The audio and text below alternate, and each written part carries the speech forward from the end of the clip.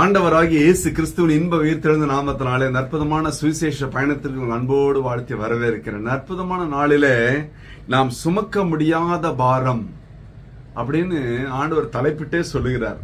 மத்தேயு 11:28 வாசிக்கும் பொழுது, வருத்தப்பட்டு பாரம் சுமக்கிறவர்களே, நீங்கள் எல்லாரும் என்னிடத்தில் வாருங்கள், நான் உங்களுக்கு இளைப்பாறுதல் தருவேன். இதுல ஜாதி, மத, இன, கோத்திரம், பிரிவு, டாமினேஷன் எதுவுமே கிடையாது. எவர் ஒருவர் வருத்தத்தோடு பாரத்தை சுமந்து கொண்டு இருக்கிறார்களோ, முடியாத இயலாத நிலைமையிலே அவர்களை ஆண்டவர் அன்பாய் அழைக்கிறார். கடன் என்ற பாரமா, கஷ்ட நஷ்டம் என்ற பாரமா, குடும்பத்திலே சமாதானம் இல்லை என்ற பாரமா, இன்னும் பிள்ளைகளுக்கு திருமணம் ஆகவில்லை என்ற பாரமா, திருமணமாகி குழந்தை பேர் இல்லை என்ற பாரமா, வேலை கிடைக்கவில்லையே என்ற பாரமா, தொழிலிலே முன்னேற்றம் இல்லை என்ற பாரமா, வியாதி சுகமாகவில்லையே, எல்லாம் விரயமாய் வீணாய் மருத்துவ செலவு போய்விட்டதே, உடம்பு இழைத்து போய்விட்டு பாரமா, எந்த பாரமா இருந்தாலும் இந்த நாளிலே கர்த்தர் சொல்லுகிறார். 55:22 சங்கீதம் 55:22 என்ன அழகான வாக்கு தத்தமுள்ள வார்த்தை பாருங்களேன், மறக்க முடியாத வார்த்தை. 55:22 கர்த்தர் மேல் உன் பாரத்தை வைத்து விடு. உன் ஜாதியின் மேல் அல்ல, உன் மதத்தின் மேல் அல்ல, உன் மொழியின் மேல் அல்ல, உன் கலாச்சாரத்தின் மேல் அல்ல, உன்னுடைய சபையின் மீது அல்ல, உன் பாஸ்டர் மீது அல்ல, உன் பிஷப்பின் மீது அல்ல, உன்னோட ஊழியக்காரன் மீது அல்ல, அல்லது என் மீது அல்ல, அல்லவே அல்ல. யார் மேல? கர்த்தர் மேல் உன் பாரத்தை வைத்து விடு. எவ்வளவு வச்சாலுங்க அவர் மேல வச்சோம்னா வெளியே சொல்ல மாட்டாங்க, மனுஷன் சொல்லிடுவான்.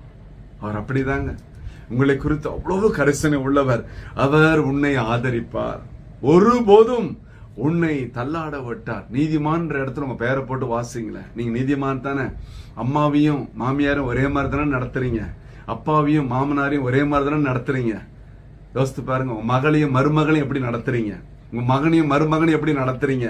ஐயா, அதுதாங்க சாட்சி. அப்படின்னு நீதிமான் அல்லவா? உன்னை ஒருபோதும் தள்ளாட விட்டார். நீங்க கவலையே பட வேணாம் வாழ்க்கையில. ஏனென்றால் உங்களை ஆதரிக்க அவர் உண்டு. ஒரு அற்புதமான வாக்குத்தத்தம் உள்ள திருவசனம் ஒன்று சொல்லுகிறது. 1 கொரிந்தியர் 10:13 வாசிக்கும் பொழுது, மனுஷருக்கு நேரிடுகிற சோதனையே அல்லாமல் வேறே சோதனை உங்களுக்கு நேரிடவில்லை.